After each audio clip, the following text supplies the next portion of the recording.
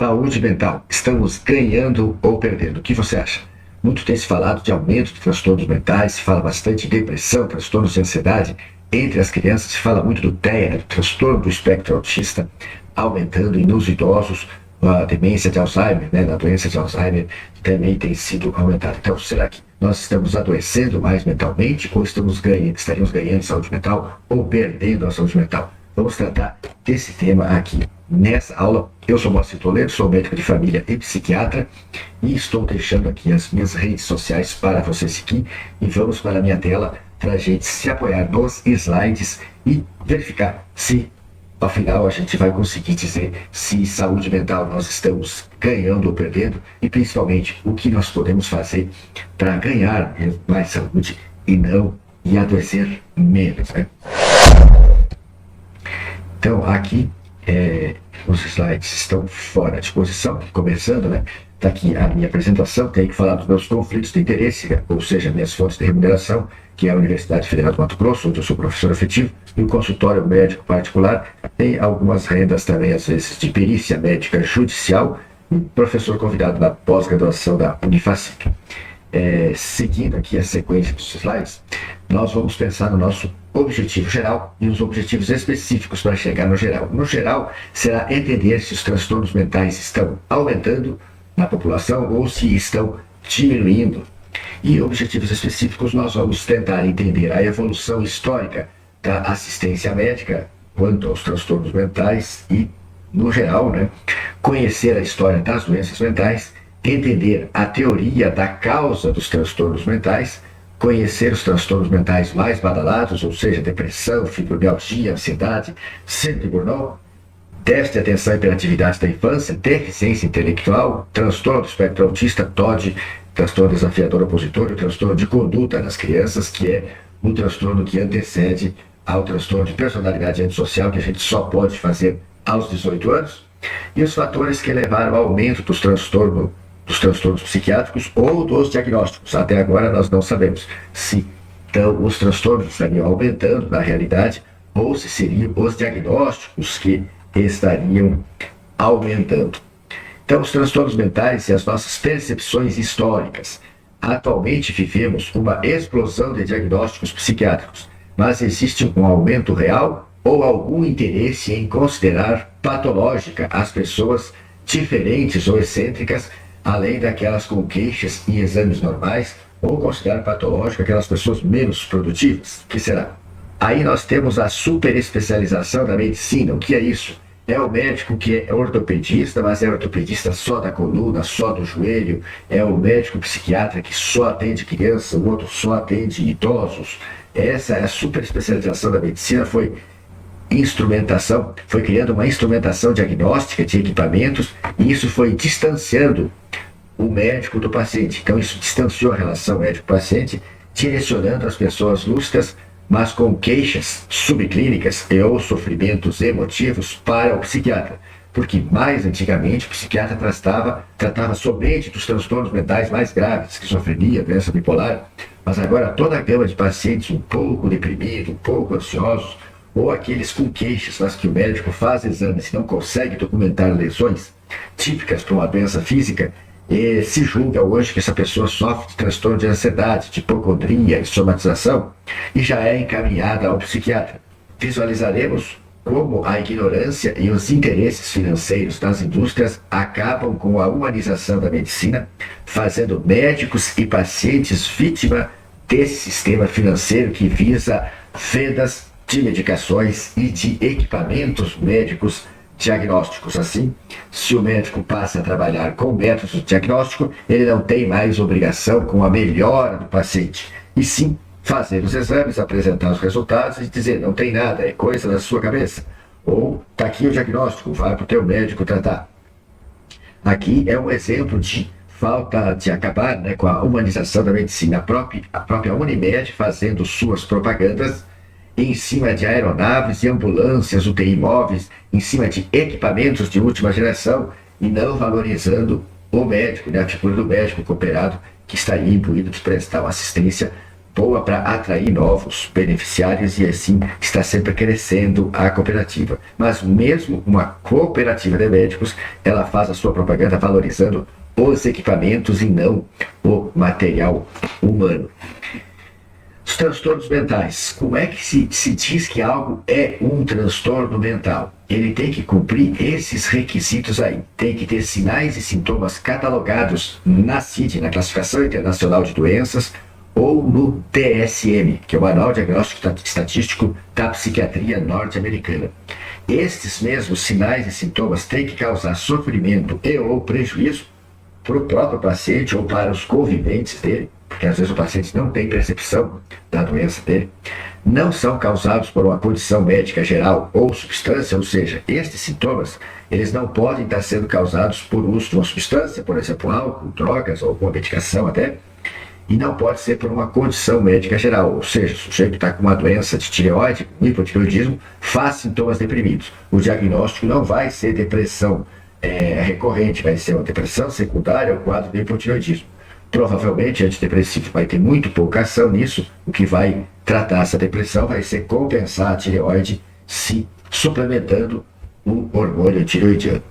E os transtornos mentais são divididos em orgânicos e funcionais. Isso é uma classificação antiga, hoje a gente sabe que todos eles têm uma base orgânica, mas é chamado de transtornos funcionais a depressão, a esquizofrenia, a doença bipolar, onde não se acha nenhuma causa externa. E são orgânicos quando tem uma causa externa. O sujeito mudou de personalidade depois de uma lesão cerebral somática, de um coágulo no cérebro. Ele fez uma depressão pelo hipotireoidismo, ele fez um quadro psicótico depois do uso de uma cannabis, de uma maconha. Então é um transtorno mental orgânico e funcional quando ele surge por motivo nenhum. Aqui está o Manual Diagnóstico e Estatístico dos Transtornos Mentais, na sua quinta versão, é a atual, é da psiquiatria norte-americana, ele é bem mais específico do que a CID. A CID traz todas as doenças e tem o capítulo 5, a letra F, que trata dos transtornos mentais. Ele não é tão pormenorizado quanto ao DSM-5. Existem críticas, que o DSM-5 estaria, de certa forma, entre aspas, casado com a indústria farmacêutica, que estaria cada vez tornando mais frouxos os critérios diagnósticos, facilitando cada vez mais a gente chegar ao diagnóstico. Uma pessoa chegando ao diagnóstico, sim, seja que vai ter uma nova receita. Tendo uma nova receita, existe uma nova venda para a indústria farmacêutica. E um pouco da história das doenças mentais, já foi considerado no passado uma bruxaria. E pessoas com os transtornos mentais são pessoas não produtivas. Então, essas pessoas, além de não produtivas, atrapalhavam o andamento da comunidade. E, no passado, na época da Inquisição, já se queimou os loucos, os psicóticos, na fogueira santa, porque estariam possuídos por maus espíritos. E a nau dos loucos, que na época das navegações se levava para alto mar, quem estava doente mental, e se jogava em alto mar para ser comida de tubarão. E depois se isolou esses doentes nos manicômios, que eram mais uma segregação, quando não existia um tratamento eficaz. Na década de 50, quando chegou os antipsicóticos, muitos puderam ser desinternados e muitos precisaram continuar internados. Década de 80 e 90 foi se fechando os manicômios. Esses doentes saíram dos hospitais, foram para casa, muitos foram para a rua, foram atropelados e outros entraram em conflito com o sistema judiciário e acabaram ocupando vagas nas penitenciárias. Atualmente, cerca de 1/3 da população carcerária, ela é portadora de transtorno mental grave, retardo mental, deficiência intelectual moderada e grave, psicose originária, funcional, como esquizofrenia e doença bipolar, e muitos são psicóticos secundários ao uso de álcool e drogas. Continuando, houve essa transição aí dos manicômios, entre os anos de 1700 e 1990, os hospitais eram mais no começo mais asilares, tinham tratamentos empíricos e desumanos, até com isolamento, com exposição à água fria.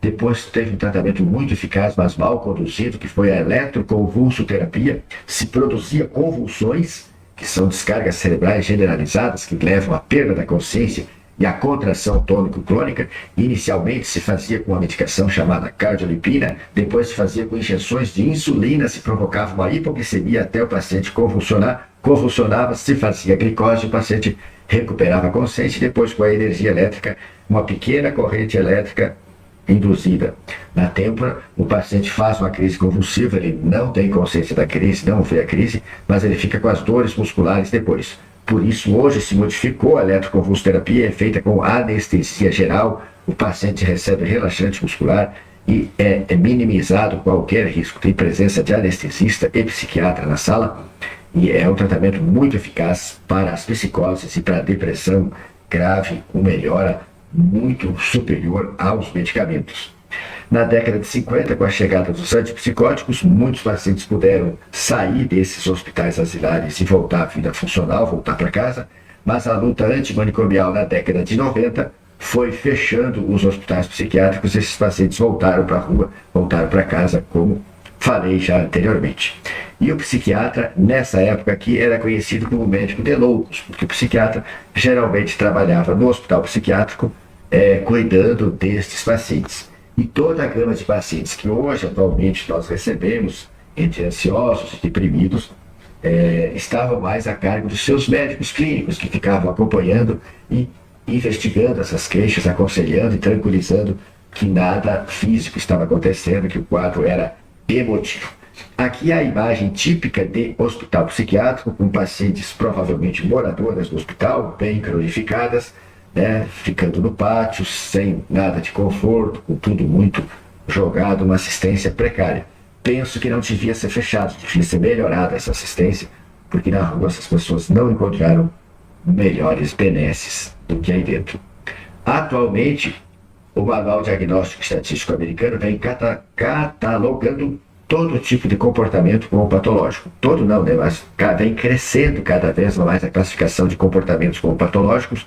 Com o jogo de palavras, ele consegue fazer crescer o número de diagnósticos. Por exemplo, o TDAH tinha lá antes nítido prejuízo acadêmico. Ele foi trocado por algum prejuízo acadêmico. Para mim, nítido prejuízo acadêmico é o sujeito reprovar. Mas algum prejuízo acadêmico você pode considerar que o aluno podia tirar nota 9 e 10, está tirando 7, 8, está aprovando, mas está prejudicado em relação aos outros. Então, estaria justificado eu diagnosticar uma desatenção e medicá-lo para isso? Talvez.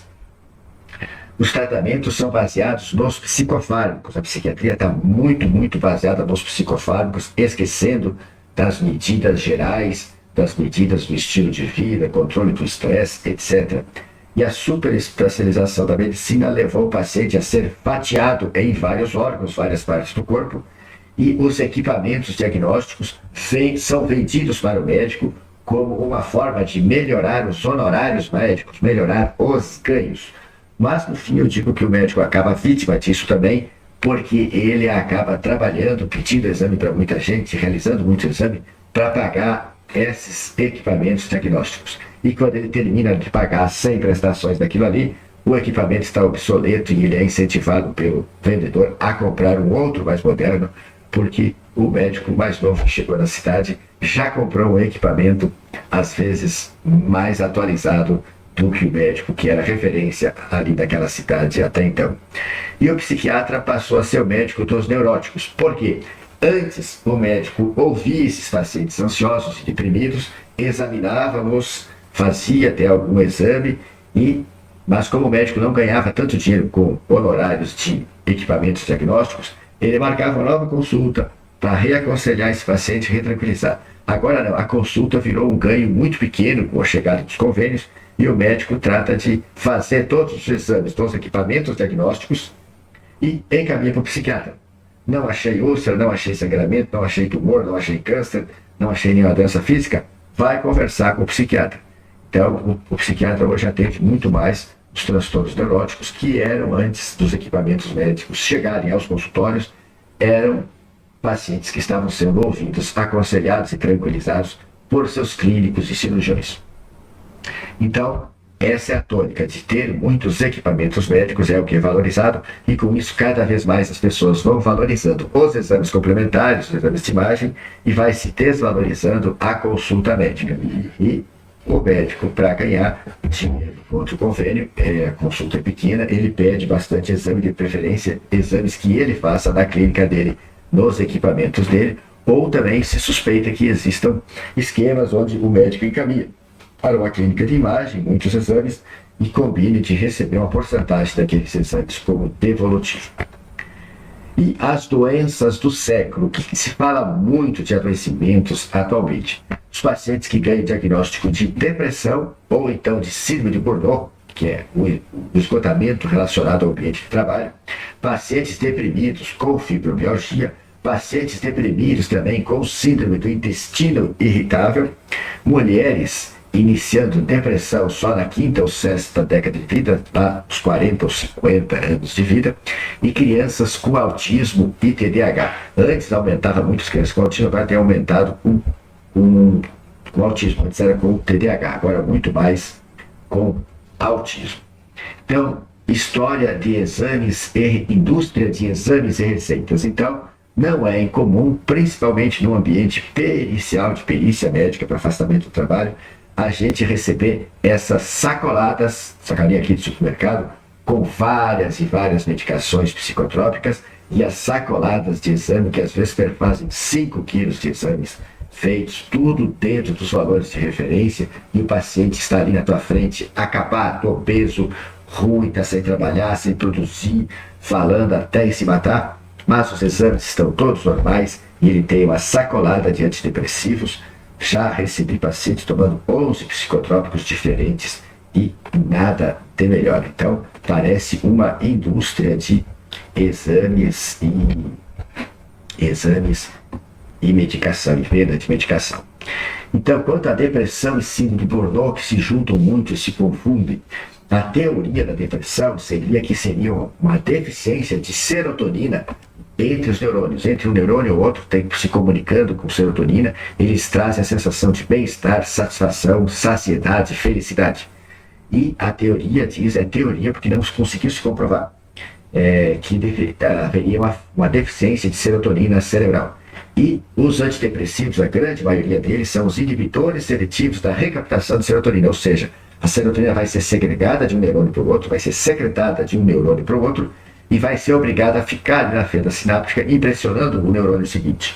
Com isso, alivia os sintomas de depressão e de ansiedade, mas não aumenta a produção de serotonina. O que pode aumentar a produção de serotonina é as melhorias no estilo de vida e suplementação.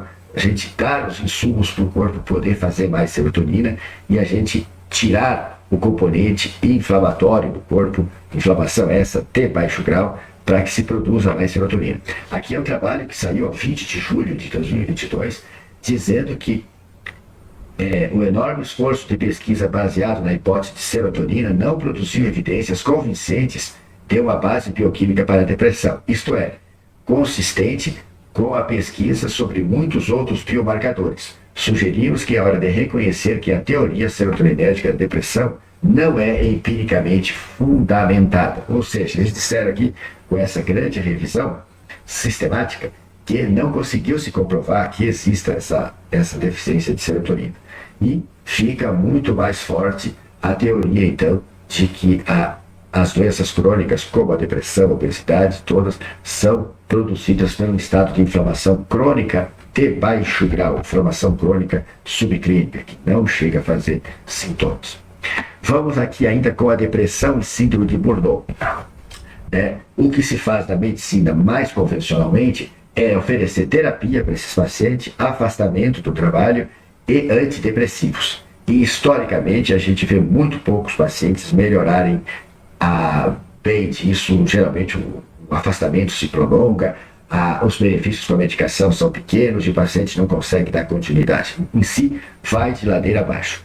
Mas com um olhar mais integral, pensando mais no somatório entre físico e psíquico, a gente nota que esses pacientes geralmente têm baixos níveis de cortisol nesses pacientes, dentro do valor de referência, mas estão mais baixos. E para o nível de estresse que essa pessoa está submetido, a adrenal dela precisava estar respondendo mais e fazendo mais cortisol.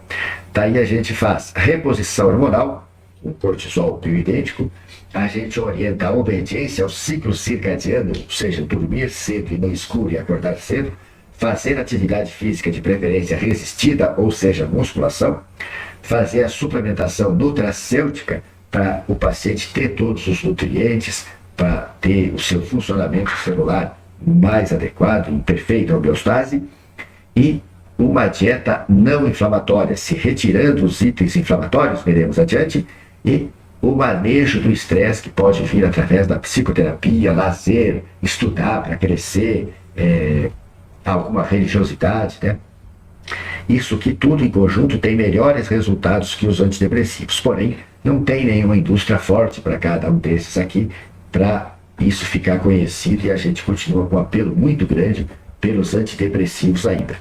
Então, aqui na Síndrome de Bordeaux, como seria um tratamento, aqui a gente passa por aquelas fases ali que colocamos, né? Obediência do ciclo circadiano, dormir cedo e no escuro, a atividade física seria a musculação, a principal, e a alimentação não inflamatória é a que retira estes itens aqui: laticínios, farinha de trigo, industrializados com carnes processadas, corantes, adoçantes e açúcar, óleos vegetais comuns e margarina, alcoólicos, a gente retiraria. E, além da alimentação não inflamatória, como nós estamos submetidos a uma dieta urbana que não nos dá todos os nutrientes, suplementação nutracêutica para a gente suprir de vitaminas e minerais o que nos falta, além da reposição hormonal para deixar os hormônios em níveis ótimos, olhando principalmente para a adrenal e para a tireoide, e um pouco mais adiante das pessoas, das mulheres com mais de 50 anos, com perto de 50 anos, pensar na reposição hormonal para o climatério e menopausa.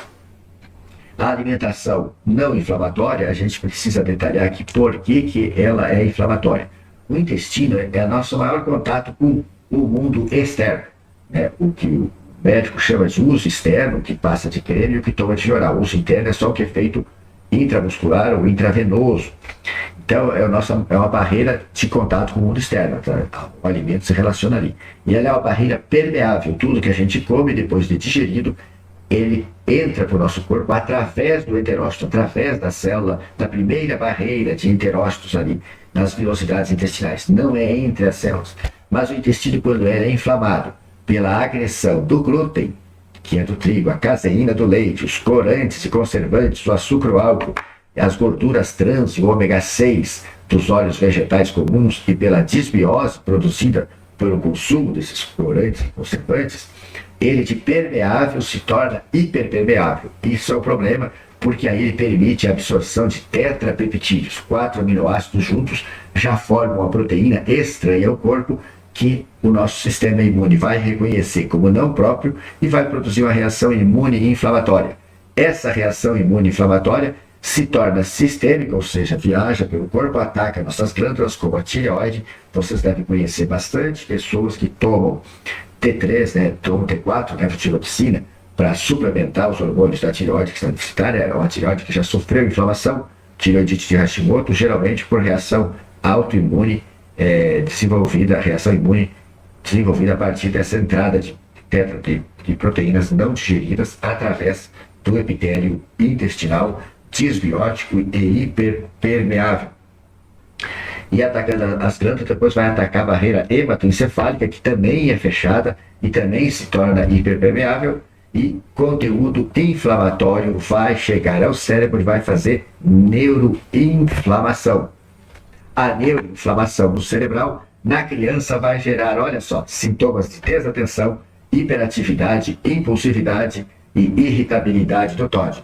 Não é uma doença de criança, hiperatividade, desatenção, impulsividade na TDAH, irritabilidade do TOD, e piora os sintomas de TEA. Não vamos dizer que vai causar o TEA, mas vai piorar substancialmente os sintomas do transtorno do espectro autista.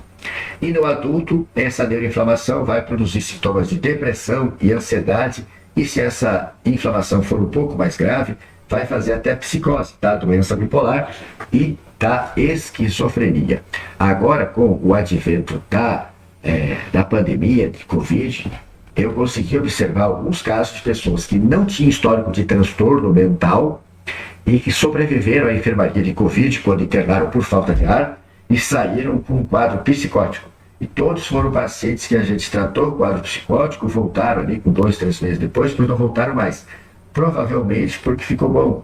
Deve ter feito aquele quadro psicótico em decorrência da intensa inflamação que a Covid produz, uma doença muito inflamatória. Os pacientes que internavam por falta de ar, que tinham feito inflamação pulmonar muito grande, e muitos dos pacientes internados por inflamação pulmonar tiveram de fazer diálise durante a internação, porque fizeram insuficiência renal aguda por inflamação renal. E que faz algumas diálises, a inflamação cessa, o rim volta a funcionar normalmente. E no idoso, depois que a gente está algumas décadas, aí 60, 70 anos dele inflamado, a gente vai ter doença de Alzheimer e doença de Parkinson, e aí eu já tenho lesão física do corpo, dos neurônios, da varinha de mielina, e são lesões já que geralmente não tem mais volta, mas a gente controlando a neuroinflamação, controlando toda a inflamação, né, através das medidas, aquelas todas que nós vimos, de obediência aos ciclos circadianos, suplementação nutracêutica, reposição hormonal, atividade física, dieta não inflamatória, nós podemos desacelerar esse processo ou até parar esse processo, estacionar esse processo degenerativo. Então, pensando assim, que os remédios antidepressivos, ansiolíticos e até os estimulantes lá para a criança, para controlar a hiperatividade, desatenção, eles só fazem um controle sintomático da doença. Pensando assim, não tem nada pior que um remédio que venha e resolva todos os sintomas, desapareça todos os sintomas.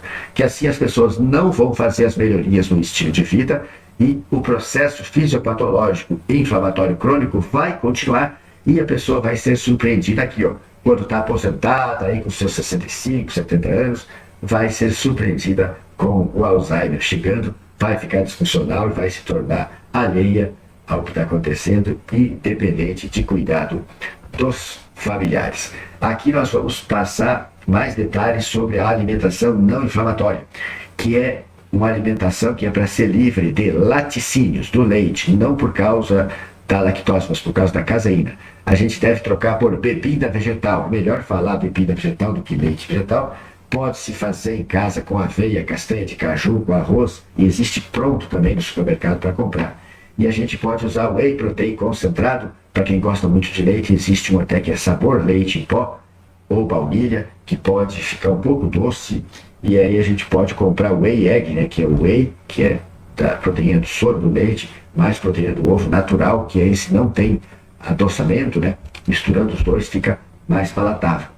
É uma dieta sem glúten e farinha de trigo, não, nem a integral. Os pacientes sempre perguntam, mas tem pão integral? Não, tem glúten também, não é para usar. Faça bolo de aveia, rosca de polvilho, maizena, milho, aprenda outras receitas, tem uma farinha sem glúten no supermercado.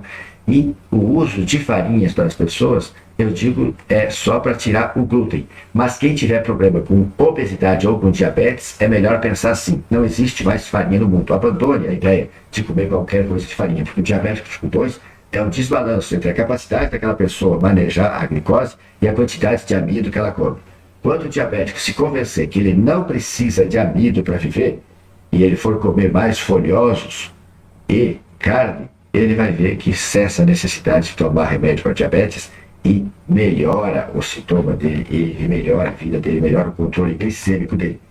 Carnes processadas, nunca usar salsichas, linguiça tipo calabresa, mortadela, presunto, peito de peru, usar carnes de verdade. Mas agora quero que vocês pensem, a indústria alimentícia está pronta para produzir carnes imprimidas em impressora 3D de proteína feita a partir de insetos, ou fazer carne em placa de cultura a partir de tecidos bovinos retirados sob anestesia do boi vivo no meio de cultura, isso aí vai se reproduzir. Agora, se nem o boi confinado tem todos os nutrientes que nós precisamos, imagina essa carne produzida em laboratório se terá.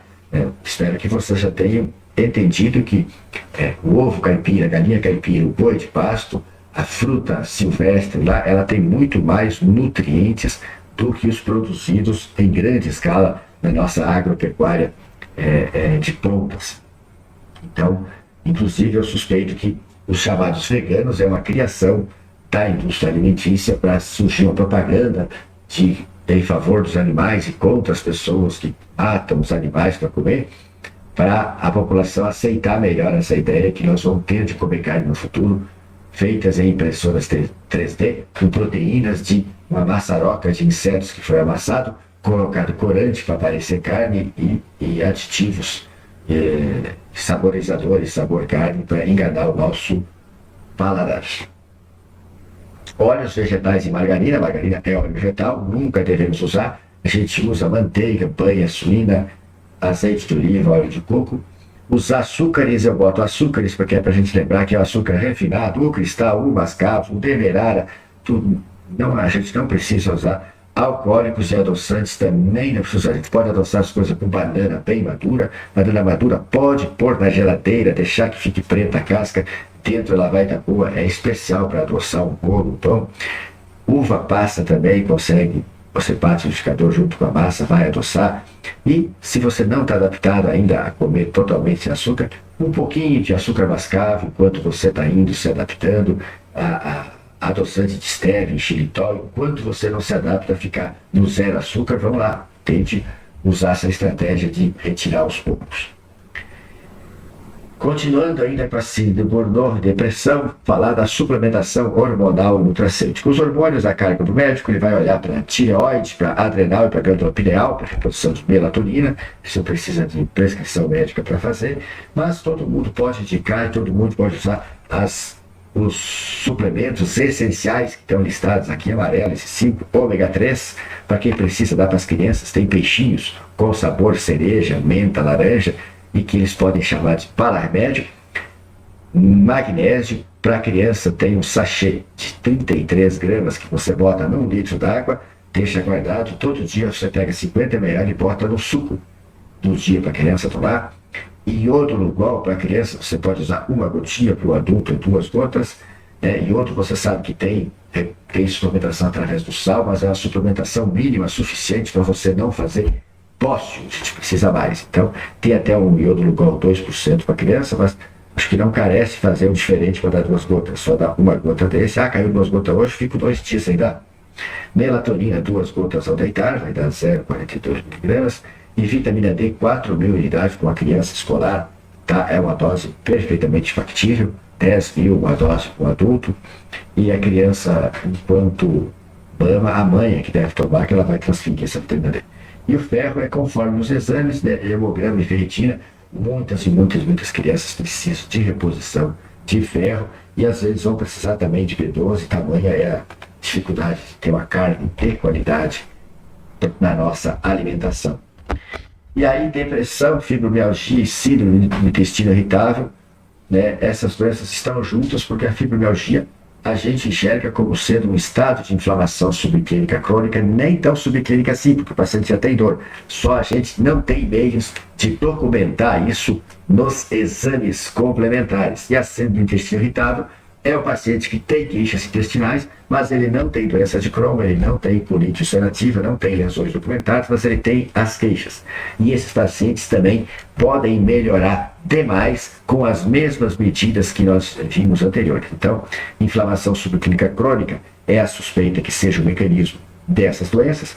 O tratamento a gente vai fazer de 1 a 6 novamente, lá, suplementação nutracêutica, suplementação hormonal, atividade física, obediência ao ciclo circadiano, dieta não inflamatória e manejo do estresse. Mas os antidepressivos têm mais apelo, analgésicos se vende muito para isso, medicamentos e exames são os mais indicados. Por quê? Porque gera vendas, né? Todas aquelas outras medidas vão gerar menos vendas. E a menopausa aí. Quem já passou os 40, às vezes fica pensando na menopausa. E lembrar que menopausa, se diz que a mulher entrou na menopausa quando faz 1 ano que ela está sem menstruar. Lembrar que isso não vai acontecer de uma hora para outra. Então, talvez aí de 3 a 5 anos antes dessa parada, a mulher está no chamado climatério, que ela já pode experimentar alguns sintomas, como os fogachos, aquelas ondas de calor, um prejuízo na libido, mais nervosismo, mais ansiedade, mais depressão, mais fraqueza muscular, prejuízo do sono, algum atraso na menstruação, um sangramento a mais ou a menos. E isso, às vezes, muitas vezes, é utilizado pelo médico como a hora para aproveitar e indicar uma cirurgia para fazer esterectomia. Fatura, né? Uma cirurgia e não se faz a reposição hormonal para essa mulher para ela regular a menstruação, o sangramento, aliviar os sintomas que está tendo. Sobre reposição hormonal na menopausa, se criou ali perto do ano 2000 uma hormoniofobia a respeito disso. Por quê? A indústria farmacêutica produziu 2 grandes estudos, esse estudo HERS e o WHI, que foram parecidos.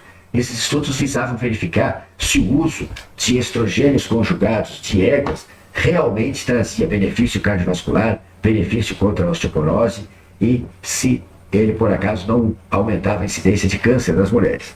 E o estudo foi desenhado, é claro, para dar ruim para os hormônios sexuais de ego usados na mulher, no Premarin. Por quê? Eles fizeram diferente na prática clínica, onde nós usávamos mulheres mais jovens, a gente usava em mulheres mais jovens, em torno de 50 anos, a dose menor possível que aliviasse os sintomas de fogacho, secura vaginal, libido, e se evitava dar em mulheres que já tinham evento cardiovascular, de infarto ou de trombose. E eles selecionaram para esse estudo mulheres mais velhas, com média de 66 anos, e por 4 anos fizeram uma dose grande de estrogênio conjugado, 0,625. Na prática clínica, a maior parte usava 0,312. E eles pretendiam, com isso, chegar a uma maior mortalidade cardíaca por infarto, por AVC. Mas não deu diferença estatística entre eles. Morreu praticamente a mesma quantia de infarto no grupo tratado com estrogênio e no grupo placebo, ou seja, no grupo que não recebeu a medicação. Mas eles não conseguiram enterrar os hormônios. O que saiu desse estudo de recomendação foi que não estava mais indicado iniciar a terapia de reposição hormonal com os estrogênios conjugados, porque não trazia benefício cardiovascular. Quem está usando pode continuar. A indústria farmacêutica queria com isso, o suspeito, era que ela já tinha observado que muitas mulheres que paravam de tomar pílula anticoncepcional ali perto dos 50 anos, ficavam sem menstruar e tinham os fogachos, sintomas. E aí elas, no movimento natural, voltavam a comprar a pílula e a tomar, porque assim elas se confortavam, aliviavam os sintomas. Então a indústria farmacêutica queria sepultar os estrogênios naturais de ego que não eram patenteáveis para vender pílula anticoncepcional, que eles sempre conseguem recriar o item progestagem, eles sempre conseguem fazer diferente, e podem patentear. E queriam vender hormônio sintético para controle dos sintomas da menopausa e não vender algo natural. Era natural, mas era de ego, não era tão bom para nós. Agora nós já temos hormônios bioidênticos para usar que não mais os de ego. A indústria queria vender hormônios sintéticos da pílula, os hormônios sintéticos têm maior potência e mais efeitos colaterais. Novamente, vender antidepressivos para menopausadas é mais lucrativo. Muitas mulheres ficaram sem prescrição de DRH do ano 2000 para cá, aí graçou o consultório de psiquiatria por mulheres deprimidas, e as alterações físicas da pelve da mulher sem reposição hormonal rendem mais cirurgias para o médico ginecologista. Então, junta-se a fome com a vontade de comer. A indústria, com vontade de vender remédios sintomáticos e patenteáveis, e os cirurgiões ginecologistas querendo faturar cirurgias nas mulheres com queixas de dor na ter-relação, com perda urinária, etc. E aqui chegamos aos transtornos da infância, que no segundo tempo vamos conversar mais. Talvez o oceano azul da assistência à saúde e à educação, porque essas crianças demandam por muitas terapias e na educação demandam por mais e mais professores. Então, escolas que se especializem em atender essas crianças chamadas de especiais vão ter melhores faturamentos. E o que acontece? Os pais hoje estão trabalhando, pai e mãe, a mãe não consegue mais ter tempo de cuidar dos filhos, e os filhos estão nas telas, que é uma forma moderna de abandono, sem convívio social e sem atividade física, né? Então eles vão tendo um prejuízo das capacidades deles e das habilidades sociais, tudo propício para serem confundidos com autistas. A falta de interação social e a dificuldade de convívio e aprendizado faz pensar em ideia, mandam para o neuropsiquiatra, mais psicólogo, mais TO, mais fono, mais pedagogo, mais medicação. Olha que quantas vendas foram feitas. E a falta de atividade física em casa fazendo as crianças se agitarem ao chegar na escola, porque tem os pares, ela quer brincar, correr, e pensam de novo em TDAH, vai para o neuro, vai para o psiquiatra, mais medicação, mais psico, etc. E mais vendas sendo realizadas. Transtorno do espectro autista, nós vamos falar agora. Ora, o DSM, o Manual Diagnóstico, na quinta versão, ele reuniu 2 diagnósticos que eram separados do TEA.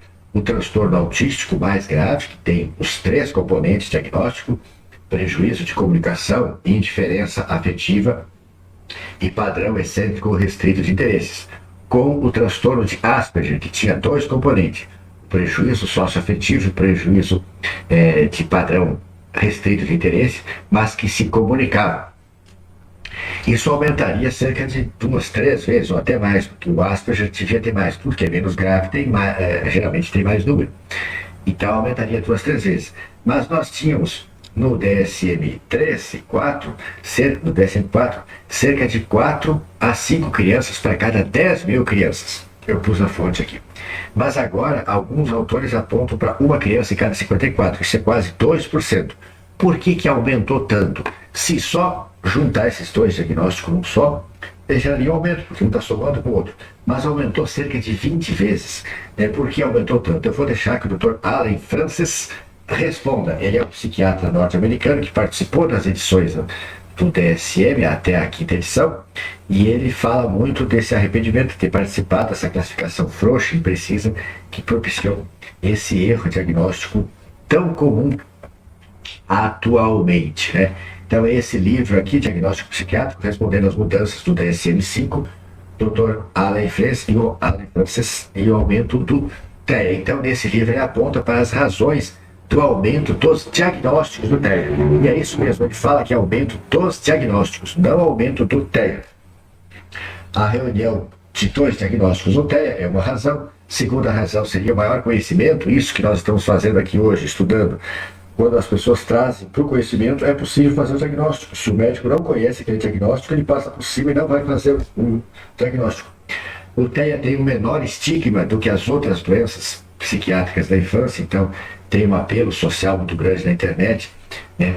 A própria causalidade do TEA, do autismo, seja talvez o excesso de inflamação já na mãe, o acesso a produto industrializado, isso não diferencia tanto quanto que retardo mental dá mais em crianças pobres por causa da assistência ruim de parto e desnutrição, né? Teve filhos de artista, de famoso, com TEA, então isso tudo gerou um menor estigma, então leva as pessoas a pensarem mais em autismo do que os outros diagnósticos. Tem crianças que têm diagnóstico de deficiência intelectual, mas o médico só aponta o TEA.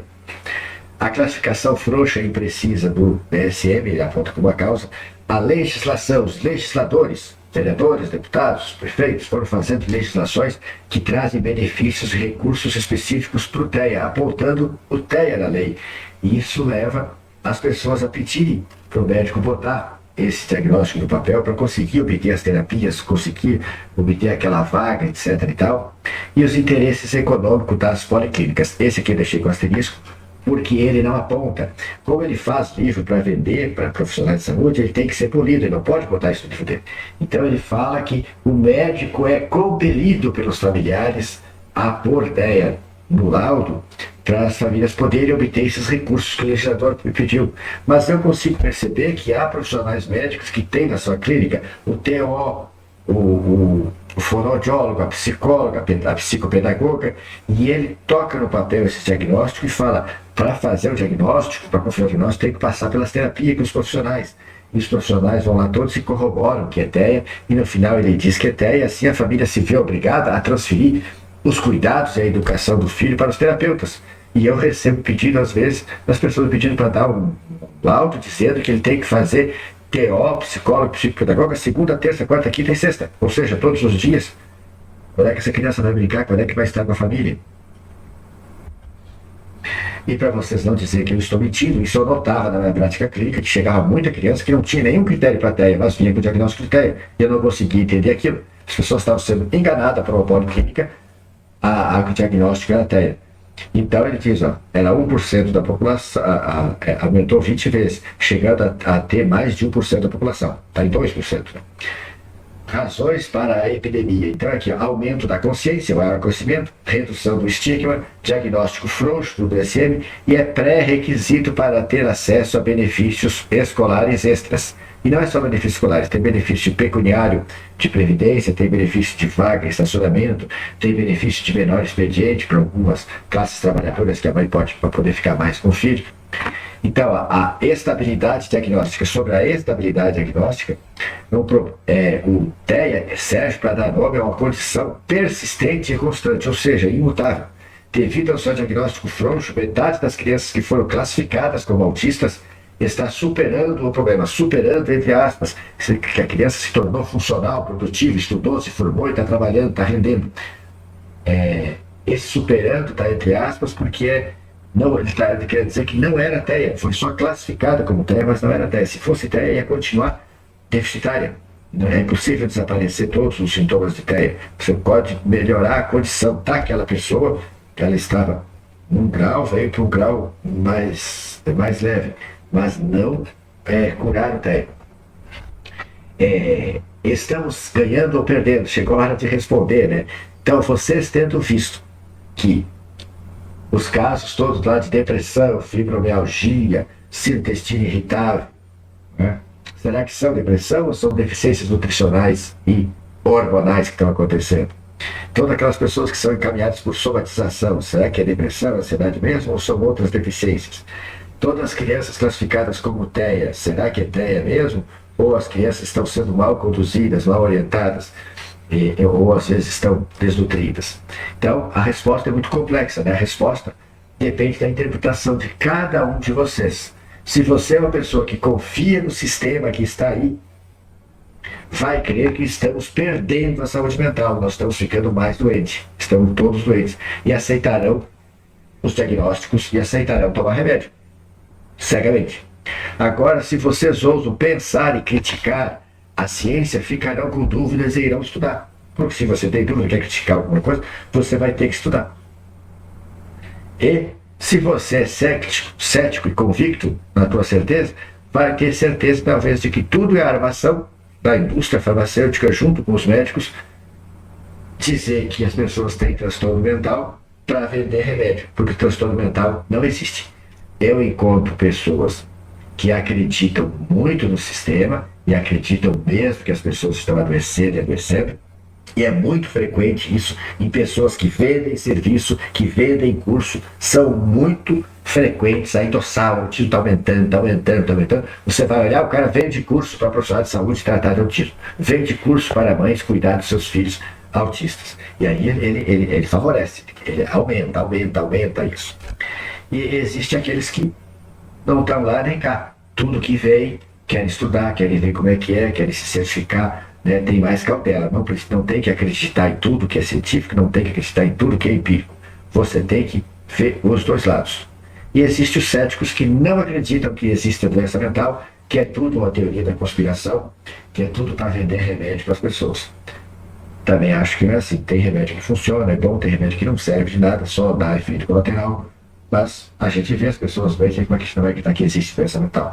Mas tem muitas pessoas que, se corrigir o estilo de vida, ficam boas. Então, será que era doente ou só? Então, estava sendo mal conduzida. Então, não tem uma resposta séria.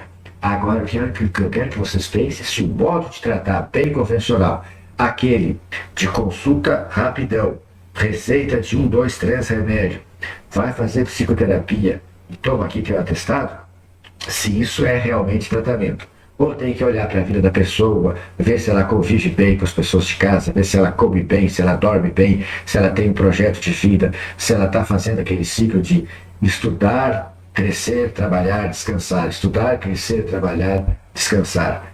Senão ela vai falir. E aqui, para vocês poderem criticar mais o sistema, os tratamentos, os diagnósticos, eu quero que vocês façam esse exercício. Entrem no meu site lá, doutortoledo.com. Vamos chegar nesse site aqui. E aqui na área de busca, digitem medicamentos mortais. Vocês vão encontrar alguns artigos meus, alguns posts meus, que traz capítulos desse livro, Medicamentos Mortais e Crime Organizado. Clica na imagem do livro, você vai conseguir baixar os recortes do livro. Esse livro, Medicamentos Mortais, é do Peter Gotze. Ele é um biólogo, químico e médico que trabalhou para a indústria farmacêutica, e ele traz nesse livro vários casos onde a indústria farmacêutica foi apanhada falseando, adulterando estudos científicos para conseguir a liberação de remédios ruins, e muitos que vieram a matar muita gente. E ali você vai aprender que tem uma série de medicamentos que é engodo, é só para vender, estão colocados aí. Como as pessoas têm um adoecimento que vai seguir seu curso e vai melhorar, as pessoas tomam e acham que melhoraram por causa do remédio. Outras não melhoraram, mas como elas gastaram para comprar o remédio, elas querem acreditar que melhoraram. Ou outras fizeram várias coisas para melhorar e acabam não sabendo o que melhorou, mas tem muita coisa sendo vendida para nós e que é inútil e que vocês vão poder aprender a criticar se vocês se dedicarem à leitura de alguns capítulos ali. Se você tem doença cardiovascular, vai lá ler sobre as doenças cardiovasculares. Se aqui nosso treino de psiquiatria está cheio lá. Quase que tem que ler tudo, porque no livro eles simplesmente falam que é o oásis da indústria farmacêutica é a psiquiatria. Se vende muita coisa inútil para as pessoas nesse tema de psiquiatria. Desculpa acabar com a tranquilidade de vocês, mas é assim. E não é só na medicina também, né? Só nós olhar essas camisetinhas amarelas aqui, a gente pensa, né? No mundo do direito jurídico, a gente está vendo grandes barbaridades também, né? Muitos bandidos soltos, outros aí governando a gente, e um monte de senhorinhas que estavam armadas de bíblia e bandeira na praça, cantando o hino nacional, estão sendo condenadas a 14, 17 anos de prisão. Mas, muito obrigado por aguentarem aqui. Pensem, estudem, confiem e desconfiem. O jeito é estudar. Não tem mais para ninguém. Se foi o tempo de que você podia confiar cegamente nos profissionais, hoje você tem que estudar, você tem a internet que te mostra muita coisa. Não tem que acreditar que está tudo na internet, você tem que ver a tua experiência, você tem que buscar leituras confiáveis também, mas você precisa pensar, estudar, confiar e desconfiar também. Sempre que você desconfiar, você vai lá e estuda de novo para você saber o que está certo, o que está errado. Se vocês tiverem perguntas, podem encaminhar aqui no meu contato, @doutor.com. Aqui estão minhas redes sociais, Instagram e YouTube para você seguir. E eu vou deixar abaixo desse vídeo o link do meu site, onde tem todas essas redes para você me seguir. Tem listas para você se inscrever com o teu melhor e-mail, para você poder me seguir nas redes sociais e se inscrevendo com o inscrevendo-se com o seu e-mail, você vai receber semanalmente conteúdos sobre os sistemas de saúde, sobre os processos de saúde e doença, que vão te ajudar a cuidar melhor da tua saúde. Muito obrigado e até o próximo vídeo.